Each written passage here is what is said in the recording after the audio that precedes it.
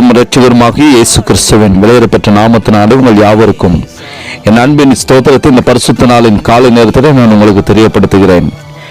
எரேமியா தீர்க்கதரிசன புஸ்தகம் 6ஆம் அதிகாரம் 16வது வசனத்தில் இவ்வாறாக வாசிக்கிறோம். வழிகளிலே நின்று பூர்வ பாதைகள் எவை என்று கேட்டு விசாரித்து நல்ல வழி எங்கே என்று பார்த்து அதிலே நடவுங்கள். அப்பொழுது உங்கள் ஆத்மாவுக்கு இளைப்பாறுதல் கிடைக்கும் என்று கர்த்தர் சொல்லுகிறார். அவர்களோ நாங்கள் அதிலே நடக்க மாட்டோம் என்கிறார்கள் என்று சொல்லி நாம் பார்க்கிறோம். எனக்கு அன்பான தேவனுடைய பிள்ளைகளே, ஓட்டப்பந்தயத்தில் ஓடுகிற வீரன் அவன் நெக்கை நோக்கி அந்த பந்தய பொருளை பெற்றுக்கொள்ள வேண்டும் என்கிறான அந்த நோக்கத்திலும் எண்ணத்திலும் அவன் ஓடுகிறவனாய் இருக்கிறான். ஒரு மனிதனுடைய கிறிஸ்தவ வாழ்க்கை ஓட்டப்பந்தயத்தில் ஓடுகிற ஒரு வீரனுக்கு ஒப்பாக காணப்படுகிறது. அப்போஸ்தலனாகிய பவுலும் கூட ஆசையாய் அந்த லெக்கை நோக்கி ஓடுகிறேன் என்று சொல்லுகிறார். எனக்கு அன்பான தேவனுடைய பிள்ளைகளே, நாம் ஒவ்வொருவரும் அந்த லெக்கை நோக்கி முன்னோக்கி ஓடும்போது வேதம் காட்டுகிற பூர்வ பாதைகளும் செவ்வையான பாதைகளில் முற்பிதாக்களும் அப்போஸ்தலர்களும் செம்மையாய் ஓடி சென்ற விட்டு கடந்து சென்ற அந்த மாதிரிகளை பார்த்து நாம் ஓட வேண்டும் என்று சொல்லி நாம் வாசித்து கேட்ட வசனம் கூறுகிறது. அப்பொழுது சமாதானத்தோடு ஒரு வாழ்க்கை வாழும்படியாக கர்த்தர் கிருபை செய்கிறார். நம்முடைய ஆத்மாவிலும் தேவனுடைய இளைப்பாறுதல் உண்டாகிறது. ஒரு சமாதானமுள்ள வாழ்க்கை வாழும்படியாக தேவன் கொடுக்கிற ஒரு பெரிதான ஆசீர்வாதமாக காணப்படுகிறது. உலகத்தில் ஒவ்வொரு நாளும் புது புது காரியங்கள் நடந்து கொண்டிருக்கிறது. அதுபோல கிறிஸ்தவ வாழ்க்கையும் கிறிஸ்தவமும் ஒரு புது வகையான காரியங்களை இந்த உலகத்தில் அறிமுகப்படுத்திக் கொண்டிருக்கிறது. மத தலைவர்கள் கர்த்தருடைய வேதம் பழைய புஸ்தகம் இக்காலத்துக்கு இது ஒத்து வராது என்று சொல்லி அதை காலத்திற்கேற்ப திருத்தி எழுத வேண்டும் என்று சொல்லி அவர்களும் சொல்லிக் கொண்டுதான் காணப்படுகிறார்கள்.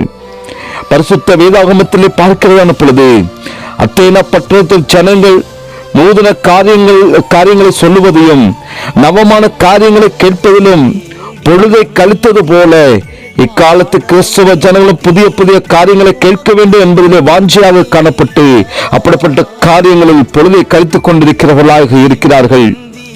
வழிகளிலே நெல்லுங்கள் என்று வேதம் கூறுகிறது. இங்கே வழிகள் என்று குறிப்பிடுவது நற்சந்தையாக காணப்படுகிறது. தீர்மானம் எடுக்க வேண்டிய சூழ்நிலையை அது குறிக்கிறது. கர்த்தருடைய பிள்ளைகளே, வாழ்க்கை என்பது இப்படிப்பட்ட நற்சந்தைகளில் நிறைந்ததாக காணப்படும் போது ஒருவேளை படிப்பு, திருமணம், வேலை எல்லாவற்றிலும் சரியான தீர்மானங்களையும் தேவனுக்கு சித்தமானவற்றையும் தெரிந்து கொள்ள வேண்டும் என்று சொல்லி பரிசுத்த ஆவியானவர் வாஞ்சிக்கிறார். ஒருவேளை உங்கள் வாழ்க்கையில் தவறான தீர்மானங்களை நீங்கள் எடுத்தால் அவைகள் வாழ்க்கையில் வேதனைகளை நிச்சயம் கொண்டு வந்துவிடும். மனுஷனுக்கு சிலுவையாய் தோன்றுகிற வழிகள் உண்டு, அவைகள் மரண வழிகள் என்று சொல்லி பரிசுத்த வேதாகமம் நமக்கு எச்சரிக்கிறது. அப்படி என்ற சரியான வழிகளை நாம் எப்படி தெரிந்தெடுப்பது, பூர்வவாதிகளை பாதைகளை நாம் எவ்வாறு தெரிந்து கொள்ள வேண்டும் என்று சொல்லி வேதத்தை நாம் ஒவ்வொரு நாளும் அலசி ஆராய்ந்து அதை தியானம் செய்து வாசிக்க வேண்டும். எனக்கு அன்பானவர்களே, நமக்கு நேரம் கிடைக்கும் பொழுதெல்லாம் நாம் தேவாலயத்திற்கு கடந்து செல்ல வேண்டும். ஆலயத்தில் கர்த்தர் தம்முடைய வழிகளை நமக்கு அனுதினமும் போதிக்கிறவராய் காணப்படுகிறார். கடைசி நாட்கள் கர்த்தருடைய ஆலயமாகிய பர்வதங்களில் கொடுமுடியில் ஸ்தாபிக்கப்பட்டு மலைகளுக்கு மேலாக உயர்த்தப்படும். எல்லா ஜாதிகளும் அதற்கு ஓடி வருவார்கள். 900 ஜனங்கள் புறப்பட்டு வந்து நாம் கர்த்தரின் பர்வதத்துக்கும் யாக்கோபின் தேவனுடைய ஆலயத்துக்கும் போவோம் வாருங்கள், அவர் தமது வழிகளை நமக்கு போதிப்பார், நாம் அவர் பாதைகளில் நடப்போம் என்பார்கள். ஏனெனில் சீயோனிலிருந்து வேதமும் எருசலேமிலிருந்து கர்த்தரின் வசனமும் வெளிப்படும் என்று சொல்லி ஏசாயா தீர்க்கதரிசி அன்றே எழுதி வைத்திருக்கிறார். எனக்கு அன்பான தேவனுடைய பிள்ளைகளே, பூர்வ பாதைகளில் ஒன்றுக்கு மேற்பட்ட வழிகள் காணப்படுமே என்றால் அது நல்லதை நம்முடைய வாழ்க்கையில தேர்ந்தெடுக்க வேண்டும். செவ்வையான பாதையை தேர்ந்தெடுக்க வேண்டும். அந்த பாதைகளை தேர்ந்தெடுப்பதற்கு பரிசுத்த ஆவியானவர் நமக்கு துணை செய்கிறார். யூதாவின் ஜனங்கள் நாங்கள் நடக்க மாட்டோம் என்று முரட்டாட்டம் பண்ணது போல நாம் காணப்படக்கூடாது என்று சொல்லி கர்த்தர் விரும்புகிறார். அதற்கு பதிலாக கர்த்தருடைய வழிகளில் நடக்க நம்மை அர்ப்பணிக்க வேண்டும். அப்பொழுது நம்முடைய ஆத்துமாக்களுக்கு நிச்சயமாக இளைப்பாறுதலை கர்த்தர் தருகிறவராய் இருக்கிறார். இந்த பூமியில சமாதானம் உள்ள ஒரு வாழ்க்கை வாழ வேண்டுமானால் தேவனுடைய ஜனங்களாய் காணப்படுகிற நமக்கு ஒரு இளைப்பாறுகிற காலம் இனி வருகிறதாய் காணப்படுகிறது. அது நித்தியத்திலும் ஆண்டவரோடு கூட இளைப்பாற முடியும். சமாதானத்தின் தேவன் இந்த நாள் முழுவதும் நம்மை வழிநடத்தி, நம்மை கண்மணி போல காத்து நம்ம வழிநடத்த வேண்டுமானால், நம்முடைய முற்பிதாக்கள் நமக்கு காண்பித்து கொடுத்த, கர்த்தர் நமக்கு காண்பித்து கொடுத்த அந்த பாதைகளை, செவையான பாதையிலே, நீதியின் பாதையிலே, சமாதானத்தின் பாதையை தெரிந்து கொண்டு நாம் கடந்து செல்கிறதான பொழுது நம்முடைய ஆத்மாவுக்கு கர்த்தர் இளைப்பாறுதலை தந்து நம்மை வழி நடத்துகிற தேவனாய் காணப்படுகிறார். அதனால் நாம் ஒவ்வொரு நாளும் அவருடைய பாதத்தில் நம்மை அர்ப்பணிப்போம். அவர் காண்பிக்கிற பாதைகளுக்கு, செவையான பாதையில கடந்து சென்று தெய்வ சுத்தம் செய்யும்படியாக நாம் அர்ப்பணிப்போம். இந்த பரிசுத்த நாளிலும் தெய்வ கிருபை உங்கள் அனைவரோடு கூட இருப்பதாக.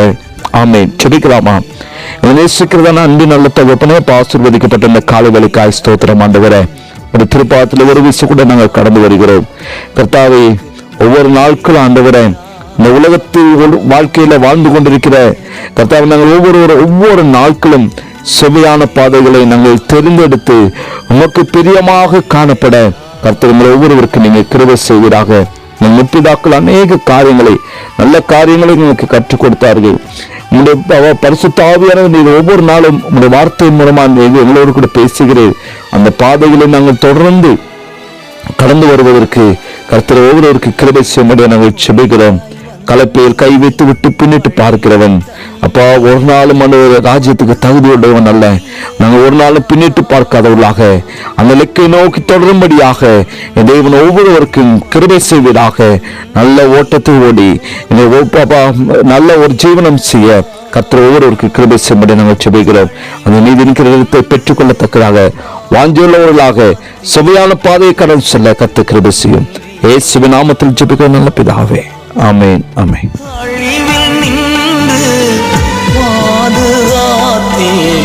உமக்கு நன்றியையா, என்னை நடத்தும் இயேசுநாதா, உமக்கு நன்றியையா. எனக்குள் வாழும் எந்த நேசா, உமக்கு நன்றியையா.